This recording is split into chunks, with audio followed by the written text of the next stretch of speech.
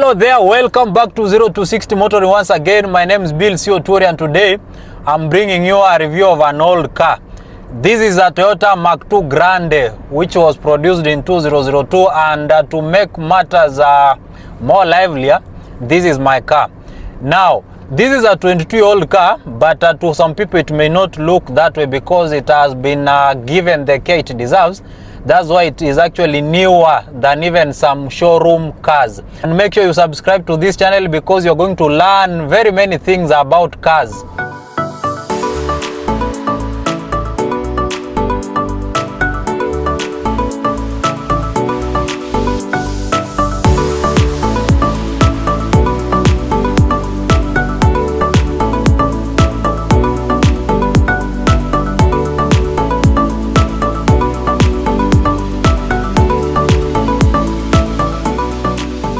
So the Toyota Mark II is a popular car to some people, and it's not that popular to others. Basically, the Toyota Mark II is what is called a predecessor of the Toyota Mark X, which is a popular car that needs no introduction. This is a Toyota Mark II Grande GX115. Of course, in a few moments, I'm going to tell you why it's called a GX115 and not the common GX110 that most people know. In the past, I've also brought you a review of the Toyota Mark X GX135, and I also tell you why it was the 135 and not 130, which is the most common one. I think this is the 9th generation of the Toyota Mark II Grande, and it comes with two body shapes. What I'm driving here is a sedan. There is a station wagon which is called the Toyota Mark II Blitz. Of course, I find the sedan better looking because the station wagon, of course, has acres of space and a very generous boot, but it can actually look like a hearse. So this is the better looking version of the Toyota Mark II, let me say it that way. Of course, I'm a big fan of station wagons, but for the Toyota Mark II, I find that the station wagon it's somewhat odd and off looking compared to the saloon version. So production for this generation Toyota Mark II started around 2000 and it proceeded to around 2006, of course paving way for the Toyota Mark X. For this generation of the Toyota Mark II, it was actually offered with two versions. There is this earlier one which started 2000 to around 2002, 2003, and then there is another one which started production in 2003 to 2004, but 2006 actually. The difference is mainly the grille on how the lights look like and the tail lights, but mechanically they actually have a similar mechanical DNA. Now, speaking of the mechanical DNA, let me tell you a little bit about the engine options in the Toyota Mark II.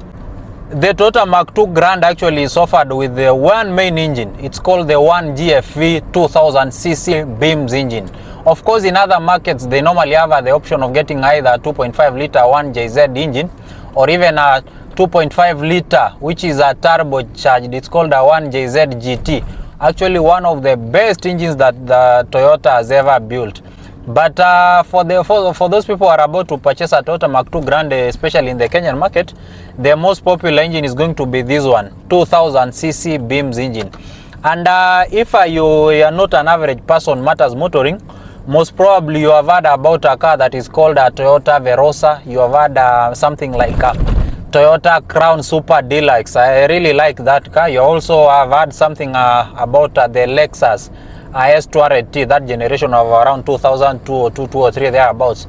All those cars have one similarity with this Toyota Mark II Grande. They actually share the same 2000cc beams engine. Now, in terms of the gearbox, for this beams 2000cc engine, the most popular gearbox is actually a 4-speed automatic gearbox. And in most applications, you're going to find that the beams, the Toyota Mark II, being a rear-wheel drive car or being a two-wheel drive car. But for a person like me who is not just an average person in terms of motoring, I normally go for all-wheel drive variants. That's why you're going to see the badge 4 in the back. Now, this is a 4-wheel drive variant. So when you go into the market to purchase a Toyota Mark II, most variations will be called a GX110. But my car is a GX115. Basically, GX115 means it's a 4-wheel drive variant. And for those people who are synonymous with Toyota, you know something like a Toyota Mark X GRX120 is a 2-wheel drive, while a GRX125 is a 4-wheel drive. Same case to our GRX135, which I brought you a review around 2 months ago. It's also a 4-wheel drive, but most cars in the market are 2-wheel drive, and they are called a GRX130.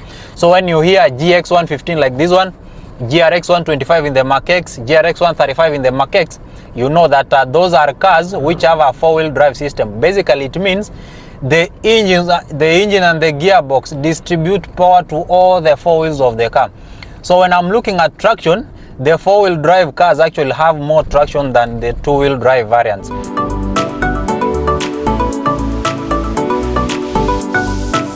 Now that you know the mechanical DNA of this Toyota Mark II Grande GX115, let me tell you how it rides.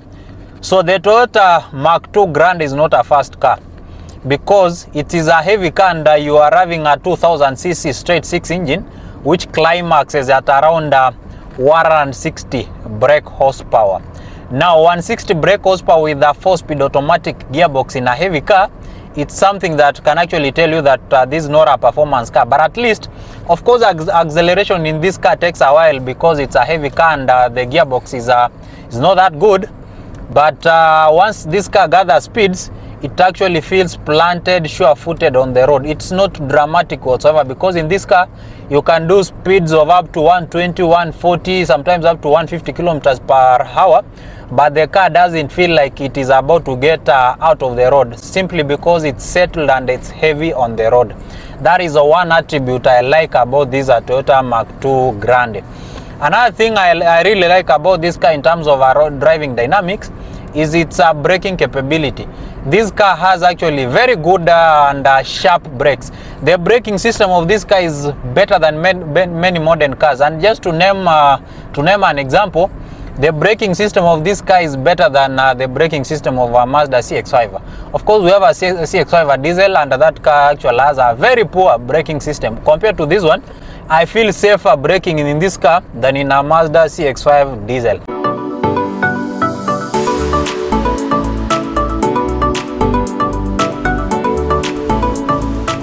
Most probably you're also interested about learning the fuel consumption of the Toyota Mark II Grande.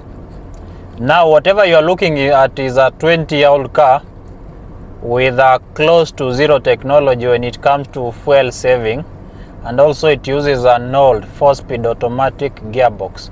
So if you've been into cars for long, you know that definitely that combination may not be good news when it comes to fuel consumption. But still, this car has a 70 liters fuel capacity. When I have actually fueled this car a full tank a couple of times, it gives me a range of between 680 to 720 kilometers. So basically, if you are good with your mathematics, you can learn that 720 or 680 divided by 70 liters gives you a range of around 9.5 to 10.1 kilometers per liter. So from my standpoint, if you ask me what is the average fuel figure of this car on the highway, not traffic, is around 9.8 to 10.2 kilometers per liter. Because this car doesn't have a cluster that actually tells you the fuel economy, you have to measure it manually. So last time when I brought you a Toyota Mark X review, I told you that I was getting 10 point something kilometers per liter from that 2.5 liter V6. So most probably you may be asking yourself, why is a Toyota Mark II Grande returning almost similar fuel figures? The reasoning is pretty simple. Let me take you into a simple physics class. If I may be referring to the Toyota Mark X a lot, you may have to forgive me because it's something I've lived with for quite some time. In this car, you are having a 4-speed automatic gearbox. In the Mark X, you are having a 6-speed automatic gearbox. And in the Mark X is a 2.5 liter. Here we have a 2 liter. But still, the fuel consumption of the cars are in a close range. Let me use a simple analogy of a building under stairs. Because these cars are 4-speed gearbox and Mark X has a 6-speed gearbox, I want you to picture it this way. If someone builds a house, and then in the stairs they only put 4 steps, and then someone else builds a house, in the stairs they give you 6 steps, it simply tells you that In where you are having more steps, you'll actually move through the stairs fast or in a smoother way. And that is the similar analogy that is applying to this car in terms of fuel economy and the Mach X. So for a 4-speed automatic gearbox, you are having 4 bigger ratios compared to the Mach X, which has 6 ratios, and then the shifting there is kind of smooth. That's why in the modern times, manufacturers are actually increasing their number of gears, so that the shifting can be smooth, which actually means better fuel economy. That accounts for the reason why this car will be having a 4-speed automatic gearbox, but the fuel consumption will be similar to a modern day 2.5 liter, which has a better gearbox. That's why mostly these days cars like the Volvo XC60 I brought you some time back is having a 2000cc, but it has an 8-speed gearbox, and still the fuel consumption of these cars is in a close range. So basically that tells you a gearbox has a role in terms of a car's fuel consumption. So fuel consumption is not only dependent on the engine size, but the gearbox also has a role to play. Thank you for attending my physics class. Most probably you are also interested in learning about the reliability of this car, considering that this is a 2022-year-old car. How does it look like in terms of reliability? Now, from my standpoint, this one GFE engine is one of the best straight 6 engines you can ever find outside there in terms of reliability. It's simply idiot proof. Let me use that term, even though it's now becoming a cliche, because there is simply nothing that can go wrong in this there is simply nothing that goes wrong in this car. It's actually simple to live with. You just flush the oils, and then you wait until the next service interval. And then when you're looking at technology, this car, the number of sensors here or the technology here is on the lower side. So basically that tells you there are less things that can actually go wrong in this car, because there are not much sensors here, there is not much technology here. So that's actually one of the ingredients that makes this car very solid to live with. Now that is in terms of the engine. When you're looking at the gearbox, it's a 4-speed gearbox. 4-speed gearboxes are not the best in terms of drivability and acceleration, but in terms of reliability, they are actually very strong and very solid. Let me use that term. That's why this car is running on the original engine and the original gearbox 20 years down the line, and it still has some good life with it. And I think that's one of the ingredients that those two are the ingredients that make the Toyota Mark II Grande a no nonsense and bulletproof car in terms of reliability. Same case applies to the Toyota Crown Super Deluxe and the Toyota Verosa, even the Lexus IS 200, which is which has a similar mechanical DNA as this car. Let me get somewhere and tell you about the looks of this car.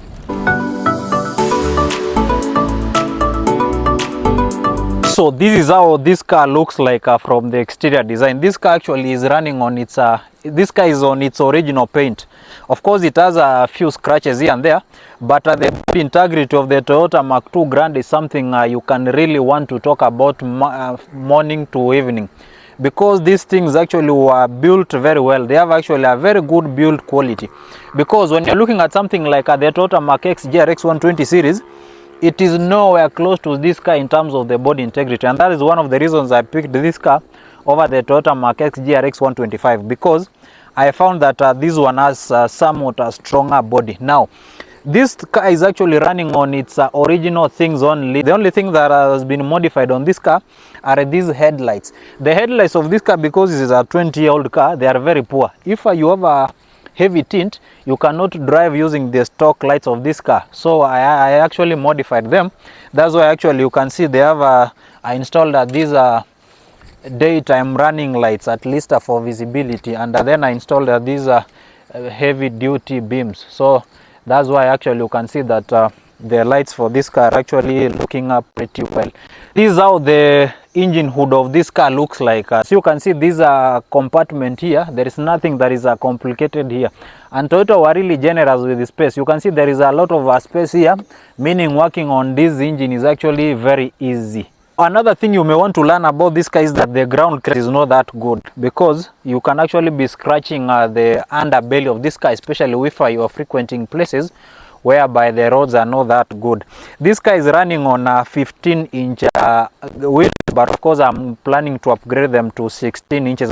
Of course, that will not increase the ground clearance. If you want to increase the ground clearance, you have to work on the suspension a little bit. So on the rear side, this is how the car looks like. The scratch here, of course, these are border guys who actually normally kick you in traffic, but this car is very strong that this bumper is still intact. You can see it has this Grande name here, and then it has this 4 here, because these are GX115 4-wheel drive. That is why it actually comes with this 4 badge, of course, to tell you that in this car power is sent to all the 4 wheels. Because this is the first generation of the Toyota Mark II GX110 or 115, that's why these lights will be somewhat different. The later generation around 2003, 204, they actually come with rear lights, which actually look more beautiful than this one.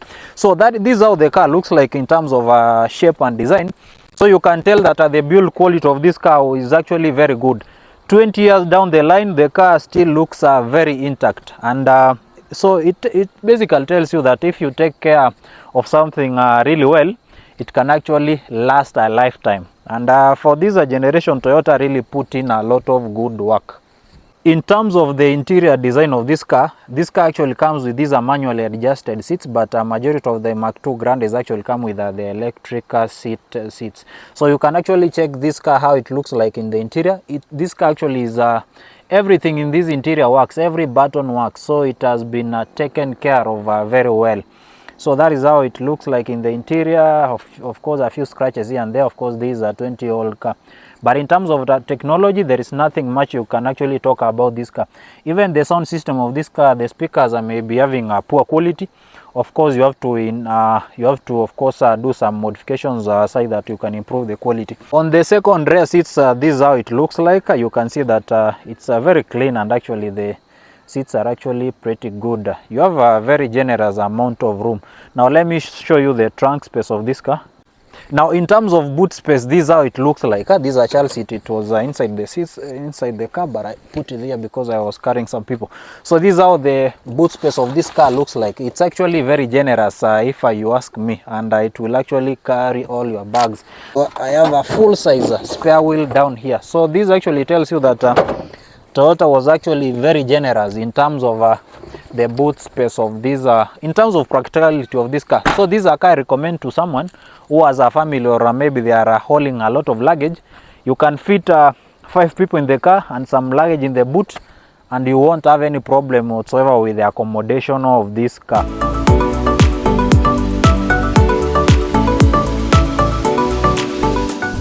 So most probably you may be asking yourself why I picked the GX115 Toyota Mark II and not a GX110. For someone who also uses a Toyota Mark X GRX135, it simply means that adapting to a rear-wheel drive car or a two-wheel drive car will become a tall order. That's why I actually had to get an all-wheel drive Toyota Mark II. I'm that person who believes that I better have that all-wheel drive or four-wheel drive and not use it than need the four-wheel drive and then don't have it. That's why last time I was telling you I cannot purchase a two-wheel drive crossover. Basically, it's because I will be hurt if I see someone in a Toyota Mark II four-wheel drive navigating through the rains with ease, and then I'm in a two-wheel drive, a Nissan X-Trail or a CX-5, and I'm stuck and I'm dependent on their help to get out of the tricky situation. That is why I'm a big fan of all-wheel drive cars. Now, all-wheel drive also comes with its fair share of disadvantages. For example, in a car like this one, the Toyota Mark II Grande, the front suspension is quite different from the one with a two-wheel drive, and then getting the correct springs sometimes normally takes a while before you get the right ones. So that is one of the disadvantages of getting an all-wheel drive car over a rear wheel or two-wheel drive car. Another thing you may want to learn, I already said it when I did the Toyota Mark X GRX135 review, is that the fuel consumption of an all-wheel drive car in most applications is always slightly more than a two-wheel drive variant. But still, when I'm looking at the advantages of an all-wheel drive car, the advantages of having all-wheel drive override the disadvantages of owning one. That's why any day of the week, Monday to Saturday, twice on Sundays, my coin will always be on an all-wheel drive car over a two-wheel drive one. Is the Toyota Mark II Grande something that I can really recommend to someone? If you want a reliable car, simple to live with, no dramas whatsoever, which is spacious, comfortable for its coin, and some good power for its age, then there's no reason whatsoever why you should not place your coin on a Toyota Mark II Grande. But if you feel like 10 kilometers per liter will be kind of heavy consumption on your end, then I'll say that you better look at 1.5 liter cars. At its price range, you can get into something like the Toyota Twins, the hatchbacks, that is the Alex and the Ranks. You can also get into something like a Toyota Corolla NZD. You can also get into something like a Toyota Axio or an old school Toyota Fielder.